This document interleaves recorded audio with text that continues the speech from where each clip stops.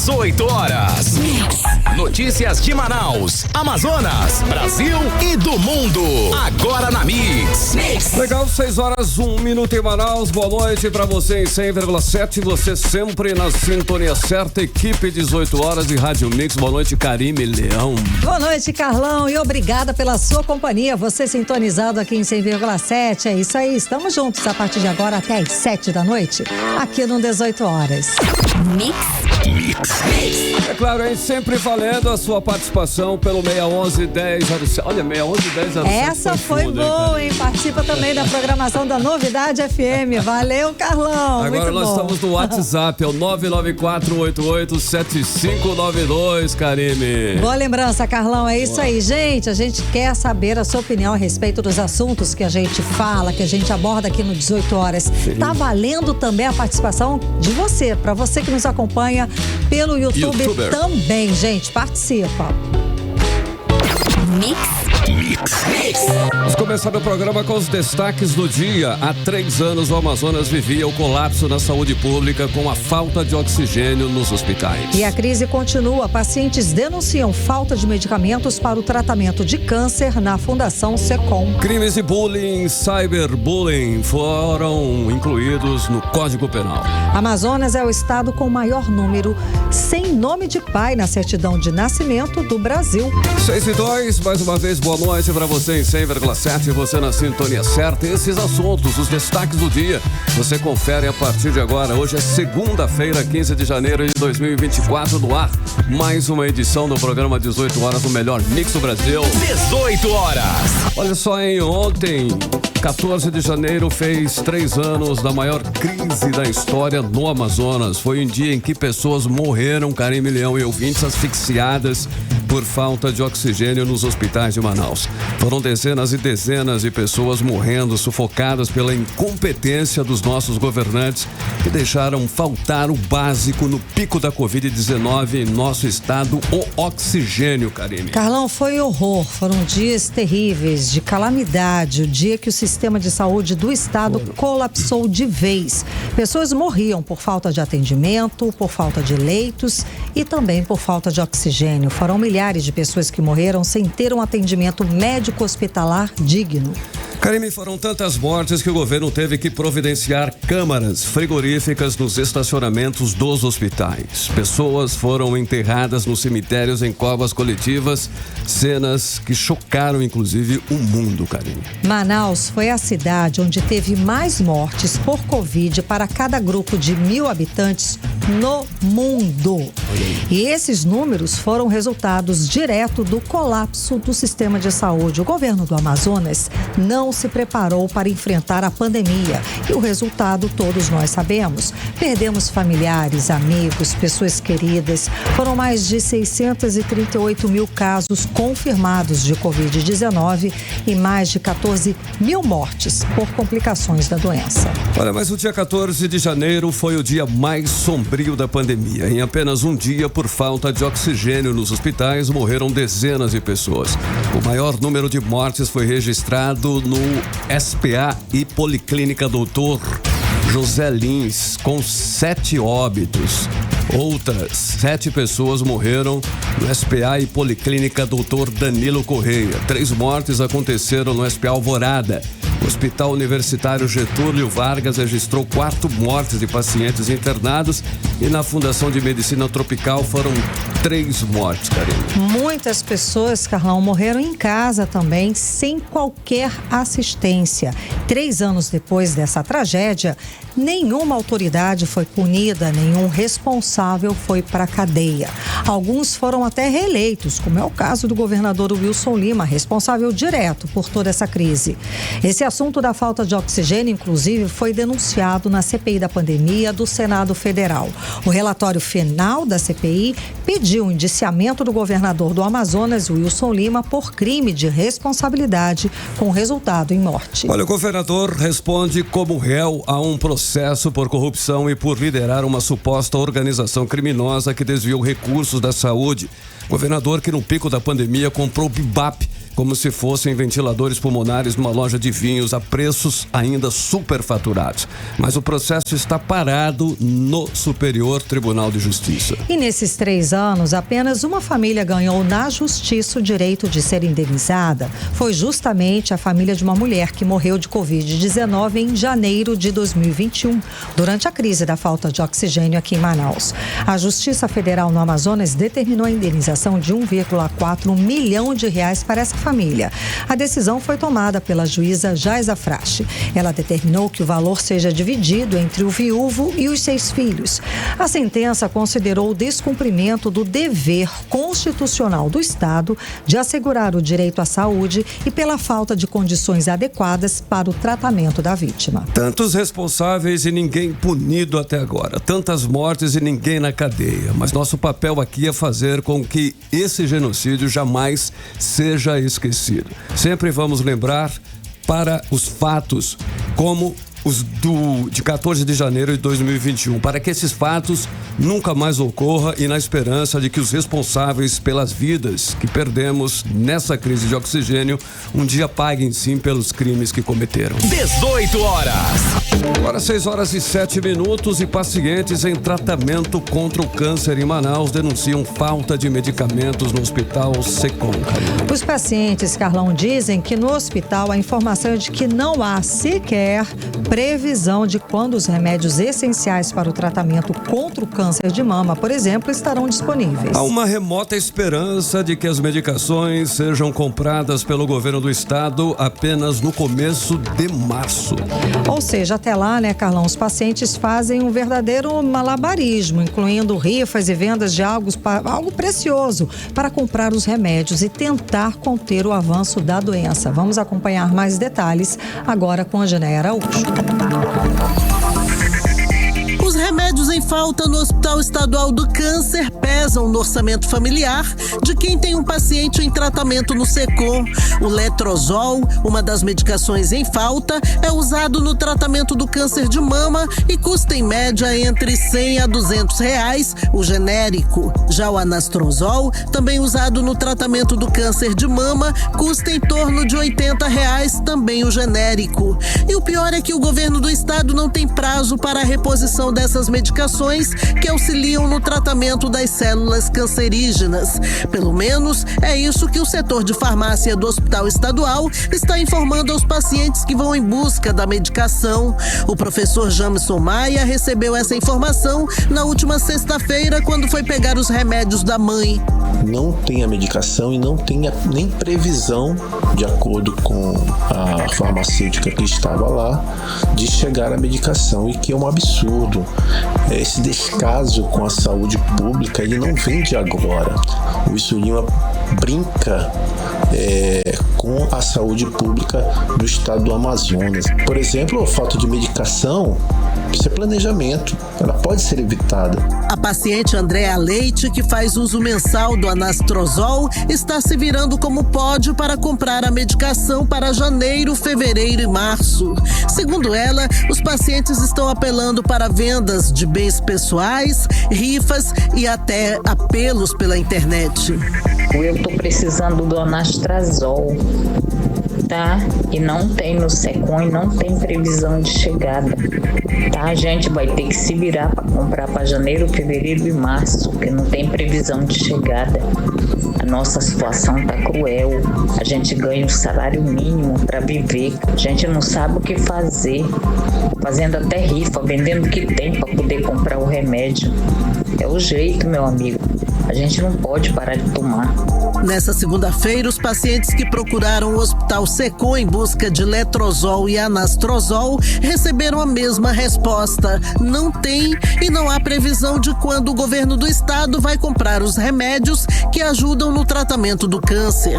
De acordo com os pacientes, até mesmo em grandes redes de farmácias e drogarias de Manaus, esses remédios estão escassos devido ao desespero dos pacientes que estão comprando as medicações para 3 meses. Outra denúncia feita por pacientes do SECOM é com relação à demora para a realização dos exames de mamografia e ultrassonografia. Pacientes, inclusive os bem debilitados, que precisam fazer esses procedimentos, estão demorando quase um dia inteiro para fazer os exames, conforme relata Dalila Lacerda. Se torna difícil, né? A nossa situação. Não sei se é porque não tem médico, eu nem sei, mano. Eu sei que demorou hoje. Quem estava lá hoje para fazer ultrassom, mamografia, essas coisas, estava demorando muito. O 18 Horas procurou o Hospital SECOM, a Secretaria de Saúde do Amazonas e o governo do estado para saber o que eles têm a dizer sobre a falta de medicamentos e quando os remédios serão comprados. Também questionamos sobre a demora na realização dos exames, mas até o fechamento da reportagem eles não enviaram resposta. Odneia Araújo para o 18 Horas. Você está ouvindo 18 Horas. Legal, agora 6h11, o Amazonas é o estado brasileiro com o maior número de crianças registradas sem o nome do pai na certidão de nascimento.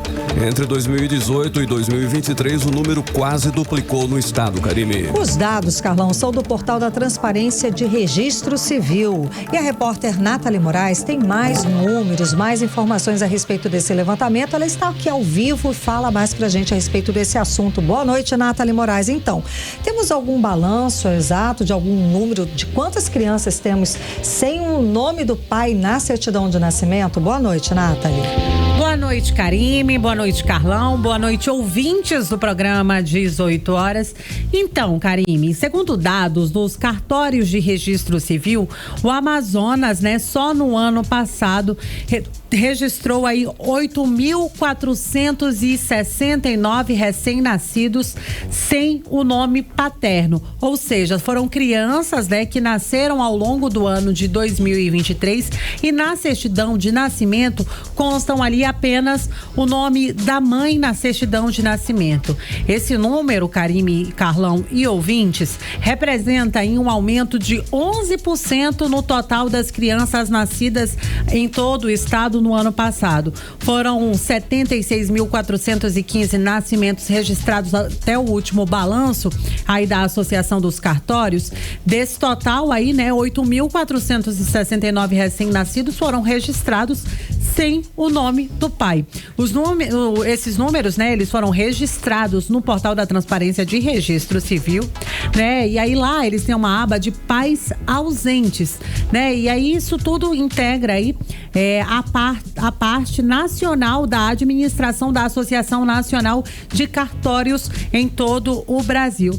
E aí o Amazonas, como você disse, Karime, lidera, o ranking aí nacional de pessoas registradas sem o nome do pai. Só para que a gente tenha uma ideia, entre os anos de 2016 a 2023, em todo o Brasil, mais de 20 milhões de crianças foram registradas em todo o país sem o nome do pai na certidão de nascimento. Já aqui no Amazonas, nos últimos 6 anos, foram mais de 43 mil crianças registradas somente com o nome da mãe. Como esse dado é muito alto, aqui na nossa região, é um dado que chama a atenção. Imagina, são mais de 8 mil crianças só no ano passado, Karime, que foram registradas somente com o nome da mãe. Gente, que triste.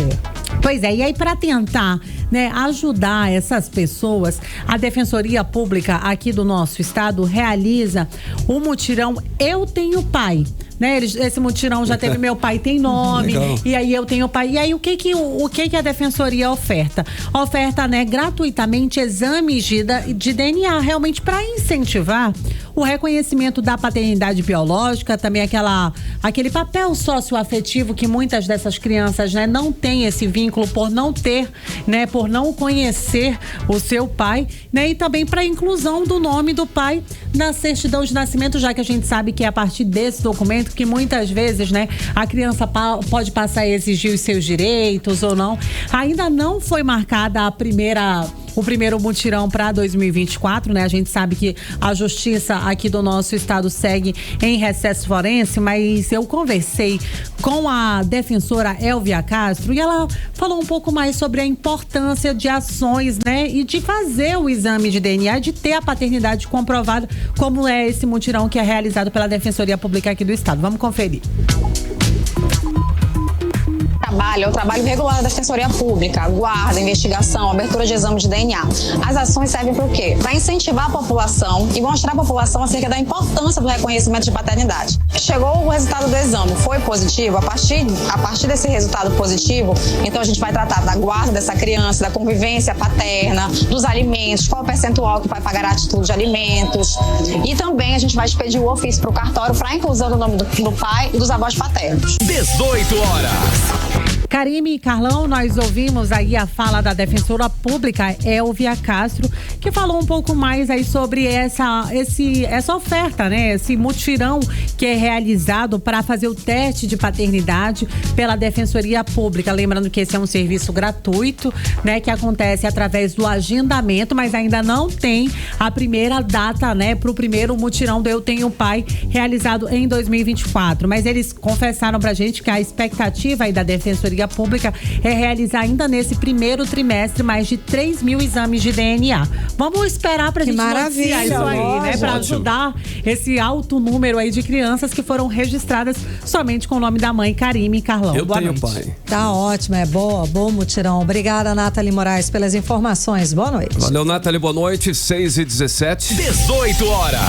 E vamos seguir agora para Brasília. Vamos conversar com o nosso correspondente, o jornalista Carlos Eduardo Matos. Cadu, bom te ver, seja bem-vindo, Cadu. Então, Fala, Cadu. O presidente Lula sancionou hoje a lei que inclui os crimes de bullying, cyberbullying, no Código Penal. Na prática, Cadu, como é que isso vai funcionar? Explica pra gente. Boa noite. Boa noite, Karime e Carlão. Boa noite. Boa noite, ouvintes do programa 18 horas. Carlão, tô preocupado com a sua voz, hein, meu amigo? Tá meio rouco. Ele cantou muito, ele dançou muito boa esse fim de semana. Ah, tá explicado agora. Agora eu vou falar com o Batman agora. Tudo bem, tudo bem. Karime, foi publicado hoje no Diário Oficial da União a Lei 14.811 de 2024, que torna o bullying e o cyberbullying crimes tipificados no Código Penal Brasileiro e também inclui alguns crimes contra crianças e adolescentes no rol de crimes hediondos. No que se refere ao bullying e ao cyberbullying, Karime, a sanção da lei representa um avanço muito importante, porque se trata de uma atualização da Lei Penal Brasileira, que é de 1947. O bullying, embora seja uma prática antiga, nós sabemos disso, né, principalmente entre crianças e adolescentes, é um crime, digamos, recém-nomeado, vamos dizer assim. Tempos atrás, apelidar alguém de forma jocosa, perseguir, fazer brincadeira de mau gosto, isso daí era tratado como uma brincadeira infantil, mas agora o bullying é coisa muito séria, tratado agora como crime previsto em lei. E o que diz agora o Código Penal? Que bullying é toda intimidação sistemática praticada por uma ou mais pessoas mediante violência física ou psicológica de modo intencional e repetitivo, sem motivação evidente, por meio de intimidação, humilhação, discriminação, ofensas verbais, morais, sexuais, sociais, psicológicas, físicas, materiais ou virtuais. Tudo isso que eu disse agora, Karime, é o que está na lei, tá bom? É o texto da lei, tá? A pena para o bullying é multa, mas se os prejuízos à vítima forem mais graves, a pena pode evoluir para prisão, inclusive. Já nos casos de cyberbullying, que é tudo... Nós perdemos o nosso contato. Ah, sim, vai, voltou. Oi. Agora sim, voltou. Fala daí. O cyberbullying. Tá, né? Pois é, já no caso do cyberbullying, Karime, que é tudo isso que eu falei agora há pouco, só que por meio de redes sociais, aplicativos, chat de jogos online, né? Esse chatzinho aí tá pegando, viu? Enfim, a pena é de 2 a 4 anos de prisão, além de multa. E por que o Código Penal ele é mais rigoroso com o cyberbullying? Porque as vítimas são mais graves. Há muitos casos de depressão, de automutilação e até de suicídio. Por isso, um ponto mais agudo com relação ao cyberbullying. E essa lei 14.811 traz também outra novidade, Karine. Ela inclui no rol dos crimes hediondos, ou seja, aqueles que não é possível se livrar da cadeia, pagando fiança ou ter benefício de redução da pena, aqueles crimes que todos nós pais temos o maior temor, que é o abuso sexual, a pornografia infantil, o agenciamento, o sequestro, cárcere privado, ou seja, esses crimes contra crianças e adolescentes que a gente tanto fala, que a gente tanto teme e que precisavam de uma pena mais dura, agora o Código Penal ficou bem mais severo, bem mais austero com relação a isso. Agora a gente espera isso e a justiça a sua parte, dando esses crimes, a violência, as nossas, sempre lembro, daquela com a injúria racial que você fazia aí, então, Karine. Um instantinho, Cadu, a gente tá com algum problema aí, acho que a internet tá picotando muito. Nós vamos ligar para você pra gente continuar esse assunto, tá bom? Aguenta um minutinho só, que aí você vai explicar mais pra gente. Aguenta só um instantinho. Agora em Manaus, 6 horas e 21 minutos. Estamos falando a respeito de um assunto muito importante, hoje o governo federal, né, decidiu colocar penas, organizar as penas, incluir na legislação o crime de bullying, principalmente cyberbullying, né, que é o ambiente virtual, que é o ambiente das redes sociais e onde as crianças estão mais vulneráveis, não é, Cadu? E aí era isso que você estava detalhando pra gente a respeito dessas penas, a respeito dessa situação. Cadu, segue daí. Pois é, eu falei agora há pouco sobre a questão do bullying, do cyberbullying, né, que são 2 crimes hoje muito comuns, e agora a novidade a partir de então é que se tornam crimes, né? Isso mobiliza agora as escolas, mobilizam os pais, né? Porque não dá para se tornar um caso à parte, né? Não dá para banalizar ou normalizar o bullying. Bullying agora é crime previsto em lei com pena de prisão e multa. Isso é muito importante que todos os pais responsáveis, avós, eles entendam sobre isso. Que a criança, quando ela emitir os alertas, né, os sinais de que está sofrendo alguma coisa, é importante que seja investigado, porque aí leva o caso às autoridades, né, à polícia, se for necessário, a um psicólogo, para que se entenda o que está acontecendo com essa criança e aí levar o caso às autoridades e quem sabe pode rolar um inquérito policial ou uma prisão por causa de bullying. E como eu estava falando agora há pouco, Karine, a gente espera que a polícia e a justiça façam a sua parte imputando esses crimes, porque para quem pratica violência contra as nossas crianças. Eu estava falando agora há pouco que eu lembro muito bem sobre a questão da injúria racial, que antes era uma pena mais branda, né, em relação ao racismo. Aí o Congresso Nacional foi lá e igualou a injúria racial ao racismo. Ainda assim, a Polícia Civil, em casos claros de racismo, não coloca injúria racial, não tipifica ali no criminoso a injúria racial, porque aí a pessoa não tem como sair da cadeia. Ou seja, então é importante que na hora do caso do bullying, do cyberbullying, a pessoa seja tipificada, seja indiciada por esse crime, que vá para a cadeia e cumpra pena. Então é isso que a gente espera, né? Agora, tem muitas coisas aí, viu, Karine, que é da lei 14.811, ela faz uma grande mudança no Código Penal, viu? Quem tem interesse em ler mais sobre essa lei, vai lá no Diário Oficial da União, que faz muitas mudanças. E ela, inclusive, determina que a União crie uma política nacional de prevenção e de combate ao abuso e à exploração sexual de crianças e adolescentes. Para quem atua nessa área, para quem se preocupa também, hoje é um dia muito importante. Karine Carlão. Ricardo, olha só, depois de uma possível CPI contra o padre Lancelotti lá em São Paulo, católicos agora fazem campanha nas redes sociais para investigar ganhos de donos de igrejas evangélicas. Procede, Cadu? Tá combatível isso aí, né? Tá... Carlão, a briga tá feia. E, na minha opinião, vergonhosa, viu? Entre católicos e evangélicos, até parece que esse povo esqueceu do que é ser cristão. Carlão, essa briga começou depois que um vereador do município de São Paulo, da cidade de São Paulo, ligado ao MBL, o Movimento Brasil Livre, conseguiu assinaturas para instalar uma CPI para investigar o padre Lancelotti. Sobre o padre Lancelotti, ele tem aparecido, para quem não conhece, ele tem aparecido bastante na mídia como um defensor dos moradores de rua lá em São Paulo. Ele distribui água, alimentação, cobertores às pessoas em situação de rua, aos dependentes de crack.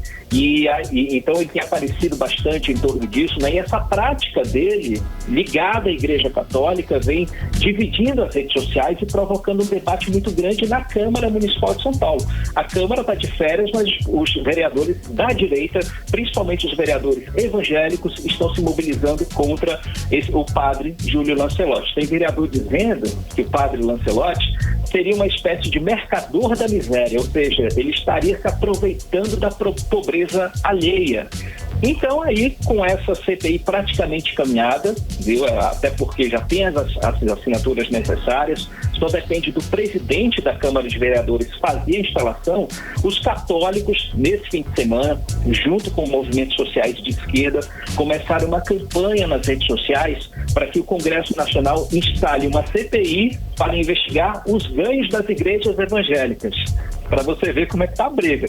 E aí os alvos são aí o Edir Macedo, da Igreja Universal do Reino de Deus, o Silas Malafaia, que é da Igreja Vitória em Cristo, o André Valadão e outros coachings, outros pastores, outros bispos aí que são riquíssimos e estão sendo alvos dessas críticas e desses pedidos de CPI. Ou seja, a briga está uma queda de braço entre católicos e evangélicos, e também esse assunto repercutiu no Congresso Nacional. Chegou ao conhecimento da bancada evangélica, e as lideranças evangélicas da Frente Parlamentar Evangélica do Congresso Nacional já se mobilizaram, dizendo que é um ataque da esquerda, enfim, que promete se mobilizar contra esse pedido do CPI, que vai ser feito por parlamentares ligados ao PT. Então, assim que voltar as atividades parlamentares no Congresso Nacional, a gente vai se deparar com esse assunto. Parlamentares ligados ao PT, ligados ao PSOL, vão apresentar um pedido, vão recolher assinaturas para pedir uma CPI para investigar os ganhos do Congresso Nacional. A informação que eu recebi é que já estão conversando, tentando passar panos quentes, Karine e Carlão. Não querem que esse assunto chegue, então estão pedindo para desmobilizar o pedido de CPI lá na Câmara de São Paulo, para evitar que os pastores sejam alvos de investigação dentro do Congresso Nacional. Que situação difícil, lamentável, vergonhosa, né? Porque o padre Lancelotti, na minha opinião, Karine e Carlão, ele faz um trabalho excelente. Trabalho em prol da comunidade, da caridade, que é a verdadeira religião de Deus. É a cerne do cristão, né? Ele atende aos pobres e aos necessitados. Agora pegou muito mal, tá? A possível instalação dessa CPI, e muitos que assinaram foram tirando as assinaturas porque repercutiu muito mal essa possível CPI contra o padre Lancelotti. Daí muitos políticos tiraram os nomes aí dessa CPI para não ficar pior a situação, né, Cadu? É um assunto delicado demais. É delicado, mas vai fazer... Bom, enfim. É tão básico, o cara tá ajudando os outros. Eles estão argumentando que por causa dele que existe a Cracolândia, porque ele foi, imagina. Enfim. Cadu, vamos então às últimas do dia, as rapidinhas do dia, Cadu. Olha, eu só tenho uma rapidinha, viu, Karine Carlão, que é o Supremo Tribunal Federal, o STF, determinou hoje, a abertura de um inquérito contra o senador Sérgio Moro e também contra procuradores federais que atuaram no suposto acordo de delação premiada, considerado o embrião da Operação Lava Jato. Essa abertura de inquérito foi feita pelo ministro Dias Toffoli, atendendo ao pedido que foi feito pela Polícia Federal e também pela PGR, a Procuradoria-Geral da República. Então a situação do senador Sérgio Moro se complica ainda mais, porque ele já responde a um processo no TRE do estado do Paraná por causa de contas, da prestação de contas. Então ele corre o risco de perder o mandato. Ele já é chamado de senador fantasma, inclusive tem uma campanha informal nos bastidores envolvendo Michele Bolsonaro, Álvaro Dias, Tem mais vários parlamentares do estado do Paraná que já estão fazendo campanha para tomar a vaga dele. Uma eleição suplementar que já sabem que isso vai acontecer. Então aí vem o STF e coloca essa pá de cal determinando a abertura de um inquérito contra o senador Sérgio Moro. Volto com vocês, Karine e Carlão. Obrigada pelas informações, Cadu. Boa noite, até amanhã. Um abraço, galera. Tchau, tchau. Até mais. Valeu, Cadu. Um abraço. Agora 6h30, você no melhor mix do Brasil. 18 horas. Vamos falar agora de economia um pouco, Karine. Olha só, quem está planejando comprar uma geladeira mais barata no mercado nos próximos dias precisa começar a se apressar, hein? Isso porque existe uma tendência de mudança desde 1º de janeiro. As fábricas de geladeiras precisam produzir as geladeiras seguindo agora as novas regras de eficiência energética para proteger o meio ambiente. Bom, Carlão, segundo a previsão do governo, com as novas regras, o preço das geladeiras pode ter aí um aumento de até R$350 sobre o atual valor. E aqui em Manaus tem gente correndo para não comprar o produto ainda mais caro, como explica pra gente a repórter Nathalie Moraes. Márcia Lopes mora na zona rural do município de Iranduba, na região metropolitana de Manaus. Apesar de morar no sítio, a casa da Márcia possui todos os eletrodomésticos que uma residência precisa. Mas o xodó dela é a geladeira, que tem mais de 10 anos de uso e já está com a vida útil comprometida. A dona de casa vai precisar comprar uma nova geladeira, mas para comprar o produto novo, a Márcia vai ter que desembolsar a mais por isso.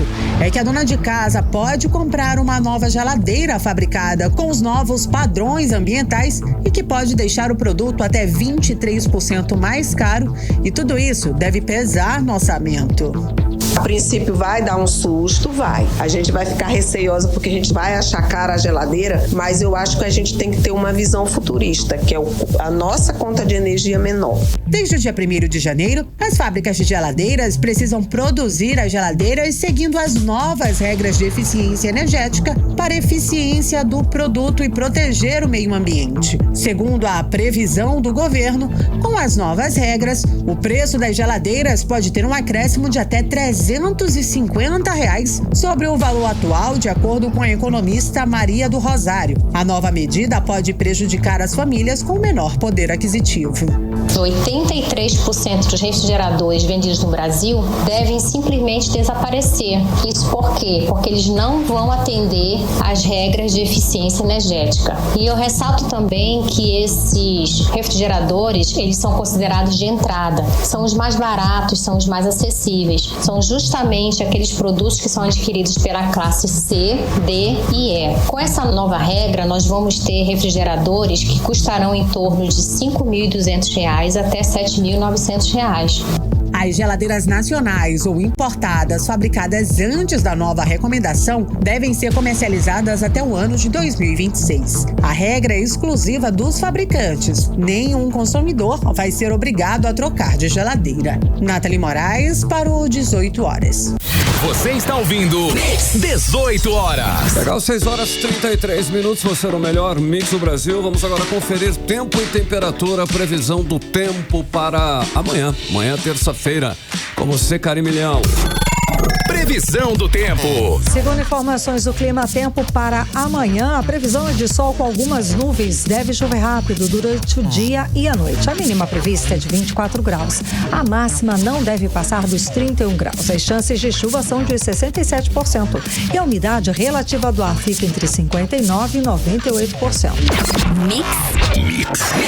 Olha, o nosso Rio Negro ultrapassou o nível de 20 metros desde sábado. De ontem para hoje, as águas subiram mais 13 centímetros, elevando o nível do Porto de Manaus para 20 metros e 32 centímetros acima do nível do mar. 18 horas. Olha só, hein? Manaus deve continuar enfrentando chuvas intensas nesta semana, Karine. Exatamente, Carlão. E o alerta é do Instituto Nacional de Meteorologia, que também prevê que a cidade enfrente ventos de até 100 km por hora. O repórter André Meirelles traz mais detalhes. Os manauaras enfrentaram uma forte chuva neste início de semana na capital amazonense. Só no bairro Santa Luzia, na Zona Sul, choveu 40 milímetros durante o domingo. E para esta semana em Manaus, a previsão é de mais chuva. O alerta é do INMET, Instituto Nacional de Meteorologia, que prevê que a capital enfrente ventos de até 100 km por hora, como explica o meteorologista do INMET, Francisco de Assis. Chuvas devem continuar no início da semana de maneira mais significativa, chuvas intensas com sonhos temporais localizados para a região de Manaus e algumas áreas do Amazonas, né? Essas condições de chuvas nessa época do ano também está dentro das condições normais, porque é o período chuvoso da região, né? Mesmo assim, a alta irregularidade que vem existindo ainda está causando essas condições de temporais, por isso que tem um alerta do Instituto Nacional de Meteorologia, né, sobre chuvas intensas pegando aí a região até da Grande Manaus também. Mas essas condições de chuvas mais significativas vai continuar ainda no decorrer da semana, algumas com dias variados, né, dias de chuvas mais intensas e dias com chuvas mais fracas. O INMET alerta ainda que, em casos de rajadas de vento, as pessoas não devem se abrigar debaixo de árvores, devido aos riscos de queda e descargas elétricas. E também não se deve estacionar veículos próximos a torres de transmissões e placas de propaganda. Também é necessário evitar usar aparelhos eletrônicos ligados à tomada e acionar a Defesa Civil no 199 e o Corpo de Bombeiros no 193 em casos de problemas com a chuva. André Meirelles para o 18 horas. Você está ouvindo 18 horas. Para 6h36, a seca na Amazônia gerou custos extras de 1 bilhão e 400 milhões de reais às empresas no polo industrial de Manaus, segundo o Centro da Indústria do Estado do Amazonas. Carlão, o levantamento do governo brasileiro sobre exportação e importação revelou que houve uma queda de 83% na importação pelo transporte aquaviário do Amazonas devido à seca de 2023. Vamos acompanhar mais detalhes agora com a Janeia Araújo. A afirmação foi feita por Augusto César Rocha, coordenador da Comissão de Logística do CIEAM, Centro da Indústria do Amazonas, a agência Folha Press, do Grupo Folha de São Paulo. De acordo com ele, a seca histórica no Amazonas, no fim do ano passado, impactou grandemente a indústria do estado, resultando em custo extra às empresas no valor total de 1 bilhão e 400 milhões de reais. Esse custo a mais acabou repercutindo na diminuição da produção devido à falta de insumos e às dificuldades para escoar os produtos acabados por causa da pior estiagem da história do Amazonas, quando o Rio Negro atingiu a menor cota já registrada nos últimos 121 anos, de 12 metros e 70 centímetros. O 18 Horas tentou ouvir o Centro da Indústria do Amazonas, mas de acordo com a sua assessoria, o CIEAM só responde a questões enviadas com bastante antecedência e após serem avaliadas pelos consultores. Conforme a entrevista concedida à Folha Press, o coordenador de logística do CIEAM, Augusto Rocha, disse que o levantamento da plataforma do governo brasileiro sobre exportação e importação revelou que houve uma queda de 83% na importação pelo modal aquaviário do Amazonas devido à seca. Com os rios intrafegáveis e sem uma rodovia que ligue o Amazonas ao restante do país, as empresas tiveram que escoar a produção por avião, o que aumentou os custos. O presidente da Associação Nacional dos Fabricantes de Produtos Eletrônicos, José Jorge Júnior, informou que as empresas associadas à Eletros ainda não têm um levantamento dos impactos da seca nos custos das operações no polo industrial de Manaus, mas concorda que houve aumento no custo do frete e na armazenagem de produtos. Algumas empresas, de fato, utilizaram o modal aéreo, que ele tem um custo muito mais elevado para alguns produtos, para alguns insumos, para produtos acabados também, diante da necessidade de entrada e saída de produtos da Zona Franca de Manaus. O que a gente sabe de fato é que houve sim um impacto por conta desses efeitos que as empresas tiveram que se reorganizar. Odneia Araújo para o 18 Horas. Você está ouvindo 18 Horas.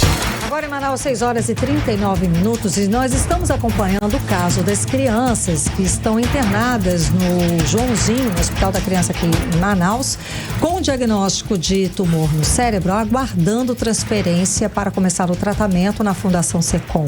Nós tínhamos a informação de que 2 crianças já morreram nessa espera, uma conseguiu a transferência, não resistiu à espera, mesmo lá na Fundação Secom, e morreu. Hoje a gente teve a informação de que uma terceira criança morreu nessa espera, na espera de ter um tratamento correto, um tratamento digno na Fundação Secom. Quem está acompanhando esse caso é a repórter Nathalie Moraes, que traz pra gente mais atualizações. Nathalie Moraes, então, foi o menino Paulo Vitor. O que aconteceu? Conta pra gente, Nathalie. Boa noite mais uma vez, Karime. Boa noite, Carlão. Boa noite, ouvintes do programa 18 horas. Então, Karime, a gente recebeu a confirmação, né, que o pequeno Paulo Vitor Freitas de Souza morreu na tarde, né, desse domingo. Ele que estava internado há pelo menos 3 meses no Hospital e Pronto-Socorro Joãozinho. Na última segunda-feira, ele conseguiu a transferência, né, para a Fundação Secom, o Hospital do Câncer aqui no Amazonas. Essa criança, Karime, nós mostramos a denúncia da mãe, né, a Francicleida Freitas, no último dia 4 de janeiro. Ela enviou uma denúncia aqui para nossa equipe pedindo ajuda. O filho dela estava internado desde o mês de outubro lá no Joãozinho e ele gritava de dor, né? Porque ele não estava recebendo o tratamento adequado. Essa criança, ela recebeu o diagnóstico de um nódulo no crânio.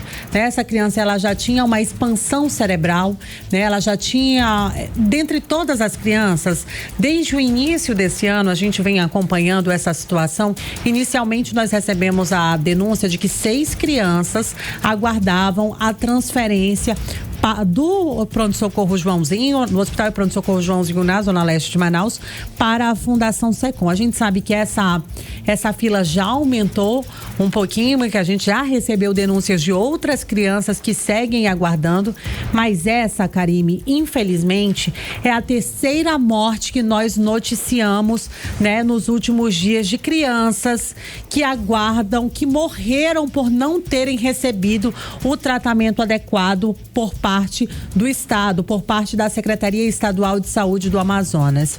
O pequeno Paulo Vitor, ele tinha somente 11 anos, né? E ele só conseguiu, a família dele só conseguiu a transferência depois que nós denunciamos, mostramos, né? Colocamos aqui no ar os áudios, os pedidos de socorro da própria mãe da criança, já que ela já tinha procurado todos os órgãos competentes, né? Ela procurou a Defensoria, o Ministério Público e mesmo assim ela não conseguiu a transferência dessa criança, Karime. Nós conseguimos denunciar, nós mostramos essa situação aqui no programa 18 horas e ela agradeceu muito a gente, né, pelo fato da criança ter conseguido essa transferência. O Paulo Vitor, como eu disse anteriormente, na última segunda-feira, ele realizou o procedimento cirúrgico. Ele aguardava, né, por esse procedimento há 3 meses lá no Joãozinho e aí o hospital não tinha os insumos necessários, não tinha as medicações e aí por isso ele ficou nessa fila de espera por esse período e aí ele realizou o procedimento na semana passada, só que desde que ele fez um procedimento, ele não respondeu ao tratamento, Karime, né? E aí foram dias de luta, né? Eu tava ali sempre em contato com a Francicleida, que era a mãe desse pequeno, né? Perguntando mesmo, e aí nosso pequeno reagiu, como é que tá o tratamento, vocês têm tido acompanhamento, né? E aí hoje ela confirmou o falecimento. A pergunta que eu faço para você, Karime, é a pergunta inclusive que eu gostaria de fazer pro governador, né? Essa é a terceira morte que nós noticiamos aqui em menos de 15 dias de crianças que estão morrendo na fila do Secom por desassistência, né? Pela falta de tratamento. Essa criança morreu pela demora do início do atendimento. Até quando a gente vai continuar noticiando isso, Karine? É um absurdo, é uma pergunta que não quer calar. Até quando nós vamos continuar noticiando mortes evitáveis? Crianças que não deveriam ter partido tão cedo por pura negligência do governo do estado.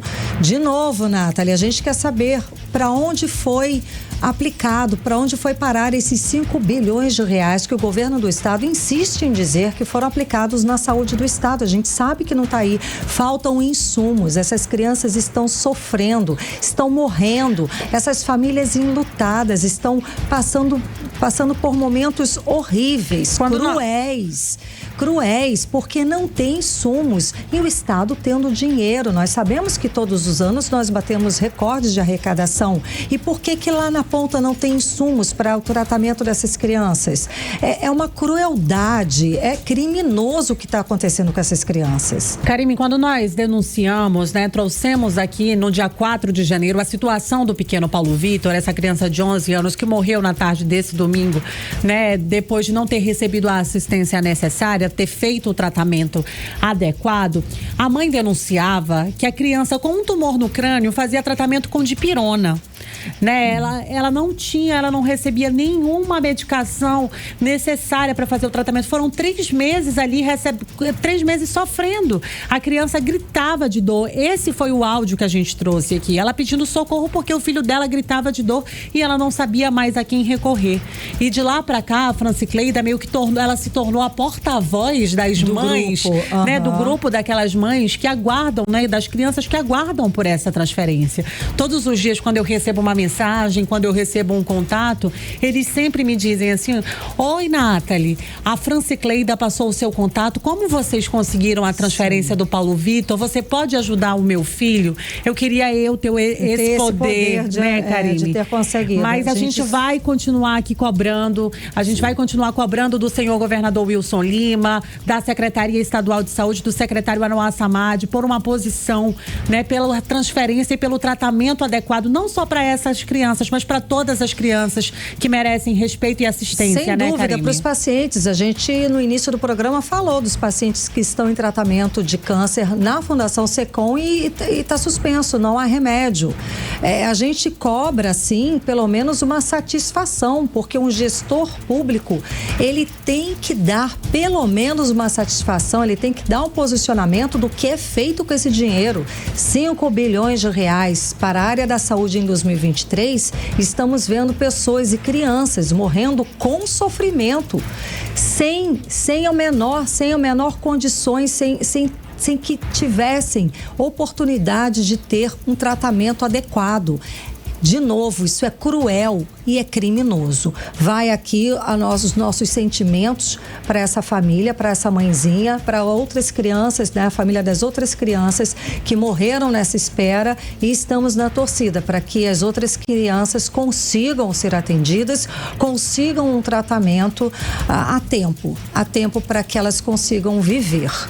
Exatamente, Karime. A gente vai continuar acompanhando e cobrando das nossas autoridades que seja feito o trabalho que a gente tanto espera. Karime, Carlão, boa noite. Obrigada pelas informações, Nathalie Moraes. Boa noite, Nathalie. 18 horas.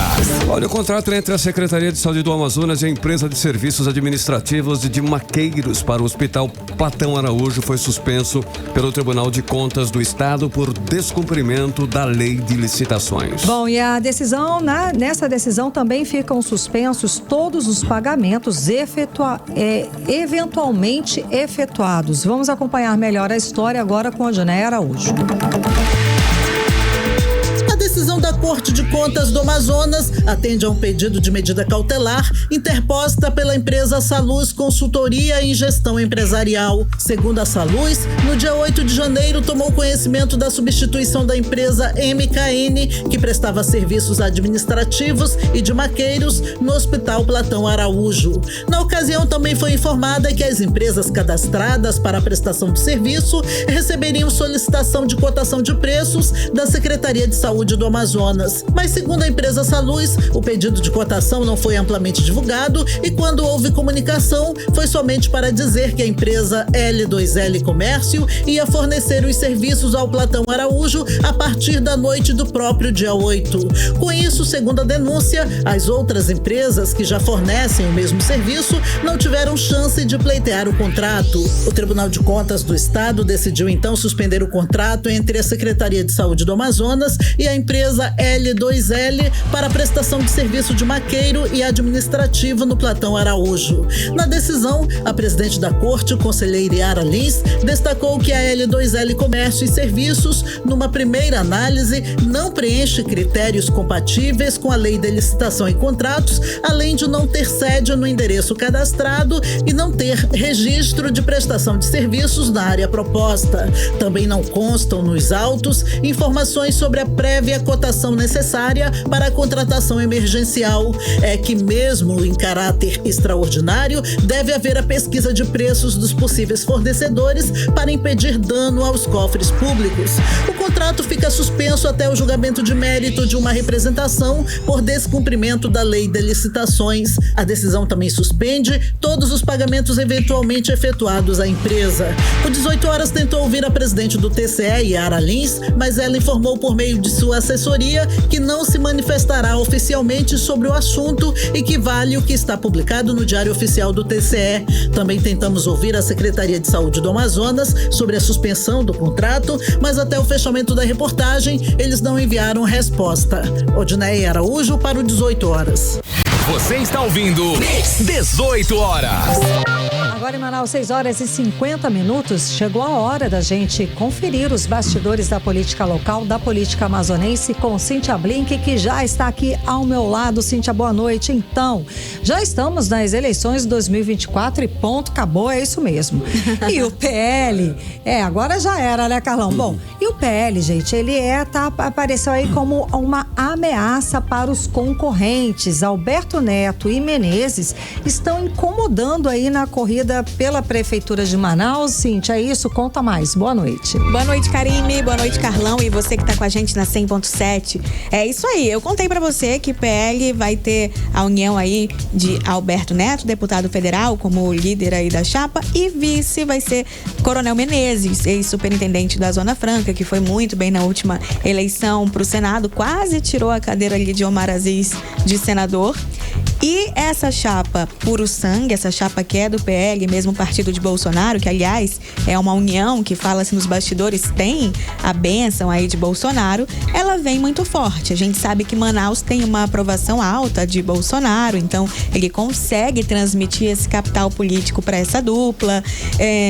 Em meio a muitas opções, mas não tanta gente em quem votar, de acordo com o que as pesquisas apontam, eles acabam sendo sim uma esperança aí para uma ala de eleitores. E isso é evidente para quem está concorrendo e incomoda um bocado. Por isso, diz que há aí um movimento nos bastidores, não só de um dos pré-candidatos, mas alguns se movimentando, né?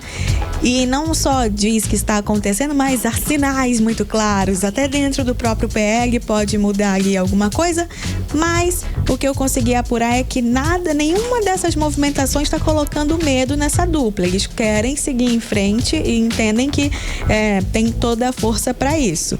E assim, essa resistência acaba também fortalecendo, porque é isso aí, se não tivesse incomodando, né? Então não era forte o suficiente. Teve um vídeo, esse não foi no bastidores não, foi bem publicado ali. Maria do Carmo, que é uma das pré-candidata pelo Novo, ela falou sobre como é que pode. Gente, ela não citou os nomes, né? Mas assim, tava ali. Maria do Carmo da Fametro. Isso, a da Fametro, que é pré-candidata pelo Novo, pelo Partido Novo, ela também é presidente do Novo aqui no Amazonas. Sim. E ela falou, como é que pode gente que tava brigando e agora estão unidos, e como é que eles brigavam e agora estão unidos em uma chapa? É a mágica da política. Disse tudo, Carlão. Isso é em prol do povo ou é em prol de interesses próprios? A gente tem que ficar alerta, tem que tomar esse cuidado. Então assim, ela não trouxe o nome de Alberto Neto, não trouxe o nome de Menezes, mas ao mesmo tempo trouxe, né? Porque tá ali. Sim. Tá na cara ali do que ela tá falando. Tá implícito, né? Então, assim, eles estão incomodando, eles estão sabendo e eles querem seguir em frente. Vamos ver no que vai dar. Karime, Carlão. Olha só, o deputado federal Amon Mandel, ele entrou na justiça para ter acesso às imagens das câmeras de segurança do dia em que foi abordado pela Rocão, fatídico dia em que ele foi abordado, que rende até hoje essa história, né? Como é que tá? Quantas anda, Blink? É verdade. Vamos só rememorar, apesar de que eu acho que está bem presente na nossa memória, que é assim, a Mamandel foi abordado numa blitz da Rocan e, de acordo com a versão do deputado, ele recebeu uma abordagem truculenta. Já a Rocan fala que foi padrão. E agora a Mandel fala que quer ter acesso às imagens. Mas, sabe, fica também uma pergunta de... Mandel também disse que filmou tudo e também não publicou as imagens. Eu também já tentei ter acesso a essas imagens via polícia, pela imprensa, mas também não tive acesso, porque essa imagem vai definir realmente o que foi que aconteceu ali. E para a Mamandel, isso está ligado a uma denúncia que ele fez, que envolve a alta cúpula do governo e a Secretaria de Segurança em algum envolvimento com o tráfico. Mas a gente também não tem acesso a essa denúncia. E se uma coisa está ligada à outra, não é possível saber. Por isso que eu tenho evitado falar desse assunto, porque tem tão pouca informação que fica irresponsável, né? Eu não quero trazer esse lado diz isso, aquele outro lado diz aquilo, e aí fica a critério do leitor saber o que ele vai, do ouvinte no caso, saber o que ele vai escolher. Mas agora a Mamandel entrou na justiça dizendo que quer ter acesso às imagens, e a gente também se interessa em ter acesso às imagens. Lógico, sem dúvida. Blink, para encerrar, Blink, o governador Wilson Lima, ele voltou a dar aí uma moralzaça, né? Para o deputado estadual Roberto Cidade, que também é pré-candidato à Prefeitura de Manaus. Conta agora qual foi. Sabe aquela história, aquele meme que falam assim, só aceito namorar se me tratar dessa forma? É o Wilson Lima com Cidade, do governador com Cidade. O Wilson Lima que retornou a agenda oficial agora para a agenda de governador aqui no Brasil, aqui em Manaus, no caso, porque ele estava na China buscando novos investimentos para a Zona Franca de Manaus, pelo menos era o que estava na agenda. E ele de volta, quem ficou no lugar foi Roberto Cidade, porque Tadeu de Souza, que é o vice, também estava de férias ali, então Roberto Cidade assumiu aproveitando muito bem a posição em que estava para quem quer ser prefeito. E governador Wilson Lima deu uma valorizada boa ali, olha só, você agora já experimentou ficar na cadeira de governador, foi muito bem, coisa e tal, enfim, aquela rasgação de seda. E quem não estava lá era Davi Almeida, prefeito de Manaus. É uma obra importante para a cidade, portanto faria sim sentido ter Davi ali, ele tendo colocado o dinheiro da prefeitura ou não. Davi está de férias, mas aí você pode pensar, e o vice dele, cadê o Rota? Também não foi, e estava em Manaus, estava como prefeito, o que também sinaliza pra gente uma quebra de aliança que a gente já conhece desde o ano passado. Beleza. Nossa, isso. Obrigada, Cíntia, pelas informações. Até amanhã. Volta amanhã. Mix. Condições do trânsito em Manaus com Karime Leão. Trânsito. Carlão, e o trânsito no viaduto Gilberto Mestrinho, no sentido centro-bairro, próximo à Avenida Rodrigo Otávio, ficou caótico hoje de tarde depois que uma árvore tombou e bloqueou um trecho da via. A árvore também atingiu a rede elétrica no local e um carro que passava pelo viaduto. O trânsito neste momento é intenso. Segundo o Instituto Municipal de Mobilidade Urbana, uma equipe está no local orientando os motoristas. A via no sentido centro-bairro, da parte debaixo do lado do viaduto, foi interditada para os bombeiros cortarem a árvore. Ainda não há previsão de liberação da via. O viaduto está liberado para os trânsitos de veículos. Mix. 18 horas. Esporte. Giro de esporte, Cid Soares. Quais são as novidades, as boas para hoje, Cid? Rapaz, olha, depois de amanhã vai ter jogo. Rapaz, olha. Vai ter jogo, né? Vai ter jogo do Flamengo aqui em Manaus, pelo Campeonato Carioca, enfrentando aí o Audax. Apenas opção de camarote, o outro patamar, olha o nome do camarote. Está disponível para venda na loja Nação Rubro-Negra do Manaus Shopping, ao preço de 600 merreca por pessoa, 600 pau, né? Dá para ir. O local terá open bar, copo do jogo, que é produto oficial do Flamengo, cadeiras no centro da direção do gramado e acesso ao varandão do samba diferenciado. O time rubro-negro desembarca amanhã aqui em Manaus, 4h30 da tarde. De acordo com a organização do jogo, eu estarei lá. Portanto, Palmeiras e Abel Ferreira estão em conversa aí para renovar o contrato por mais um ano. As tratativas são para o vínculo que se encerra em dezembro, passe a valer até 2025. A expectativa é que esse acordo possa ser sacramentado ainda nesse começo de ano. É sério, o lance deu erro. Quer ir junto ou não? Eu quero, então bora. Sem dúvida. Vamos. Tá tão baratinho, né, gente? R$600, ó. Tá fácil. Paga a tua, Karine. Ó, tu arrasa, gato. Obrigada. Olha, o atacante Sassai vai iniciar a temporada no Amazonas desde o primeiro jogo pelo estadual. Ele reta final de preparação lá em Recife. O centroavante quer manter os bons números e ganhar mais títulos pelo clube. Vale lembrar que Sassai é o capitão do time em 2023. Foi o capitão, né? Em 2023 conquistou a Série C com direito à artilharia e o prêmio de melhor jogador do campeonato. Tem tempo ainda ou a gente encerra? Manda. Então vamos lá. Transferência aí mais polêmica deste início de 2024 foi a de Caio Paulista. Lateral esquerdo, foi muito bem na última temporada com a camisa de São Paulo. Hoje, o jogador foi apresentado como reforço do Palmeiras, que investiu 18,3 milhões e tirou o jogador do rival. Em sua primeira entrevista como atleta do Alviverde, Caio explicou o processo que fez ele pular o muro. Já os centros de treinamento do São Paulo e Palmeiras são lado a lado. Olha que loucura isso, hein? É isso. Beleza, amanhã tem mais. Obrigada pelas informações, Valeu. Cid. Tchau. Mix. Agora em Manaus, 7 horas em ponto. Seguimos direto para o editorial 18 horas. Editorial 18 horas. Ontem completaram 3 anos da crise de oxigênio que na pandemia de Covid-19 matou dezenas de pessoas em Manaus. Investigações ainda em andamento dos órgãos de controle apontam que mais de 60 pessoas morreram no estado por conta da falta de oxigênio. O dia 14 de janeiro de 2021 marcou o auge de uma crise que crescia no Amazonas em consequência de diversos erros governamentais. Em dezembro de 2023, a Justiça Federal sentenciou a União, o Estado do Amazonas e o município de Manaus a indenizarem em 1,4 milhão a família de uma vítima fatal da falta de oxigênio. É apenas um caso. Há outros tantos de pessoas que morreram por falta de simples atendimento ou de oxigênio nas unidades de saúde do estado e que precisam de indenização. A data não pode nem deve ser esquecida, assim como não devem ser esquecidas jamais as quase 14.500 vidas perdidas no Amazonas por causa da pandemia. Um povo que não tem consciência de seu passado certamente não terá um alicerce firme para desenvolver o seu futuro. O sofrimento e a perda de vidas por falta de atendimento médico e de oxigênio nas unidades de saúde do Amazonas na pandemia jamais devem ser esquecidas. E que a justiça um dia seja feita com a responsabilização dos governantes que cometeram os erros. 14 de janeiro é uma data para nunca ser esquecida na história do Amazonas. 18 horas. 7:01, Karine, boa noite. Até amanhã. Até amanhã.